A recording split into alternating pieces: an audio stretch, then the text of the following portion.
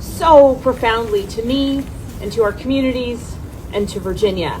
And it was with this organization that I walked these halls, just as you are doing, to talk about laws, common sense priorities that make a difference in keeping our community safe. And I'm excited to be here today because year after year, when volunteers and advocates and family members come together in one voice to say we are committed to preventing gun violence, we are committed to making an impact and making our kids feel safer. I know here we have Virginians who are committed to ending the reign of gun violence as the #1 killer of kids within our country. Fire! Virginia gun owners, November of 2025, your rights are in the balance for the governor's race.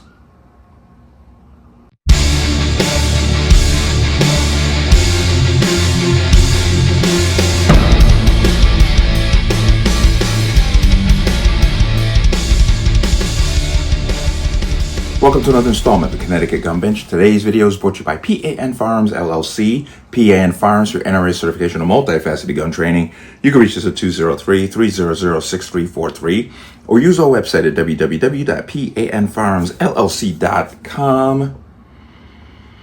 As always, the link in the description box below. If you like channel, like content, what I do here, you can support the link. Everything is appreciated. Once again, remember, online store is open. 20% off using code CGB20 gets you 20% off, free shipping.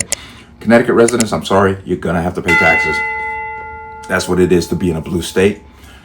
So take advantage of that. Let's talk about this. And this is literally a tipping point for Virginia. If you remember, the Democrats run the House and the Senate, and they passed through an assault weapons ban that went to the governor's desk, and Republican Governor Glenn Youngkin just dismissed it. He refused to sign it, which gave you a reprieve. Now, once again, your rights are going to come under direct attack with this next governor's race, depending on who wins. Now, you've got two candidates, more than likely, unless something crazy happens. You've got a Republican, Winsome Earl Sears, who I love dearly. I think she's phenomenal. If you remember, she said this on Bill Maher's show. Well, but here's the thing. If you're breaking into my home while I'm waiting on the police to come, right, I'm going to shoot you. That's what that's why I have. That's just the way it is. Me too. Because it's I'm not. Yes. And that's exactly what it I'm going to pray for you, but I'm going to shoot you. I'm going to.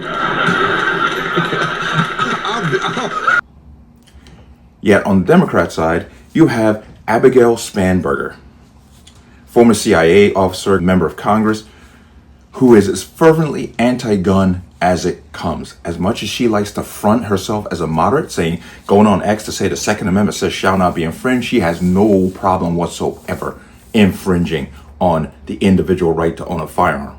She will be one of these people who are going to straight up strip the Second Amendment out of the state of Virginia without hesitation. There's no doubt. Let me go ahead. I want to play this clip. This is an interview where she was talking about the Second Amendment. Bring in Democratic Virginia Congresswoman Abigail Spanberger, who represents the Commonwealth's 7th District, which includes, among other things, Henrico County.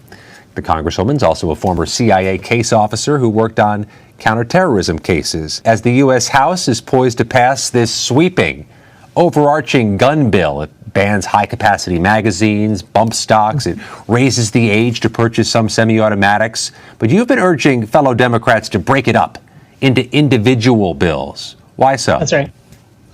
Well, and I think importantly, one of the premises on which we have kind of founded this idea is this package that Congress is proposing is comprised of 8 different bills.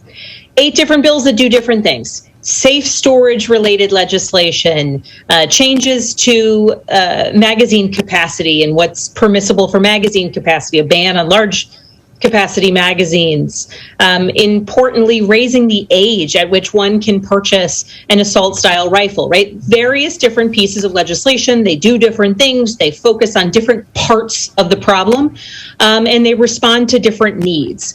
And our goal as legislators should be to send bills over to the Senate with the maximum possible amount of support. And what we know is that these different components of the bill, and certainly it was mentioned even in that letter, that open letter from Texas Republicans, that they were talking about a potential support for raising the age limit. So there's a place where even we see it within constituencies in Texas voicing their opinions in support of raises in the age limit. Why not have that bill get its own standalone vote? Well, certainly, I think what's important is that we take action and we send a bill to the president's desk. And certainly the suite of bills that I would vote for and the suite of bills I would like to send to the president's desk may not be what we ultimately are able to send to the president's desk. All of these things that we could do if we're looking at raising the age at which one can buy an assault-style rifle, we know that the murderer in Uvalde, Texas, and the murderer in Buffalo bought those assault-style rifles shortly after their 18th birthday. Raising that age to 21, which is the age at which one can purchase a handgun, creating parity there, would have had a major impact, at least in those two horrific circumstances. So the steps forward I want to see are making common sense changes to ensure that we can really, truly get at the heart of some of the weaknesses within our laws. Notably also talking about large capacity magazines. We know that when there are limits on magazine capacity, the number of fatalities go down. When there have been shootings where large capacity magazines are utilized, it's a more than 60% increase in fatality. Heard that and you saw that. Do not underestimate this woman or think that somehow she's going to flip the script once she gets elected. She is fervently, rabidly anti-gun. This has nothing to do with safety. They always play that game of, oh yeah, well, this is about common sense gun laws and the safety of the community. And then these are the same people who have nothing to say when multiple people are killed and a firearm isn't used. This is not about your safety. But I want to come into here real quick. Okay. I'm just going to hit this right here. But this is obviously is an article on this person. It's calling it a clear and present danger. Okay. As I pointed out, despite her carefully polished image as a moderate, Spanberger's actions and promises reveal her to be one of the most extreme anti-gun candidate ever to seek Virginia's highest office. Out hanging out with the usual death grifters, moms demand action every town, so forth and so on. She has an enthusiastic support of California-style gun bans. Do I have to tell you how bad California is?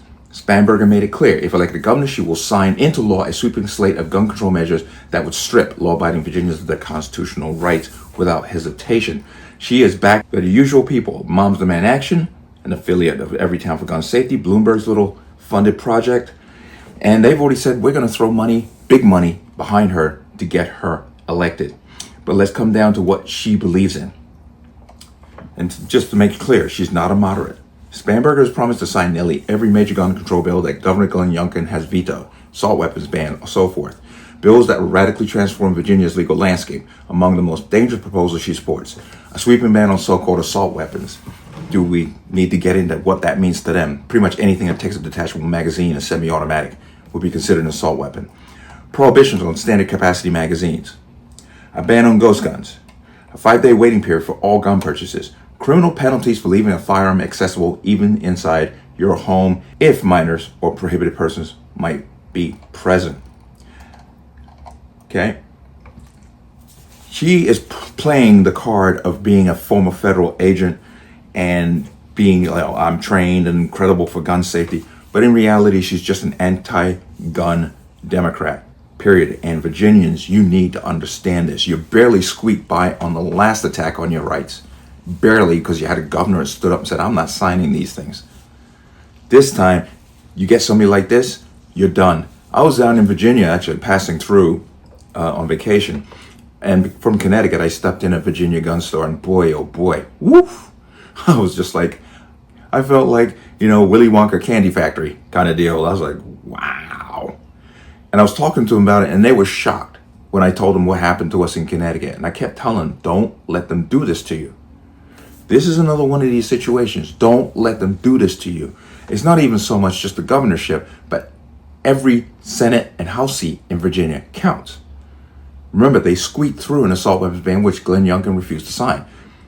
If it's squeaking through again with this person in the helm, you better believe they're going to get what they want. And then you're going to spend years and tons of money dragging it all the way through the court system. Eventually you'll win, but is it really worth it to lose in the beginning? Earl Sears is a great alternative. She is a solid Republican, no doubt whatsoever. And there's already been some controversy with Spanberger. Apparently some ethics issues concerning the disclosure of some property.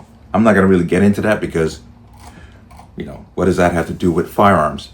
But it does paint a picture of somebody who could potentially be deceitful. She's playing herself as a moderate, and she is not. So you need to step up. This is one of those do or die moments for your rights in that state. That state has been on the cusp of flipping and becoming California, becoming New York, becoming Connecticut, becoming Massachusetts. And you really don't want it. Step up. You've got till November of 2025. That's this year. This election is going to happen. You gotta get out there. You gotta get tough and start stomping the streets now and get people on your side. But let me know what you think. As always, you can leave your comments in the comment section below. And as always, any statements of violence or statements that lead to violence will be removed. Please like, share, comment, subscribe. Don't forget to hit that notification bell so you're notified the next time a video goes live. I'm gonna see you on the next one. Peace.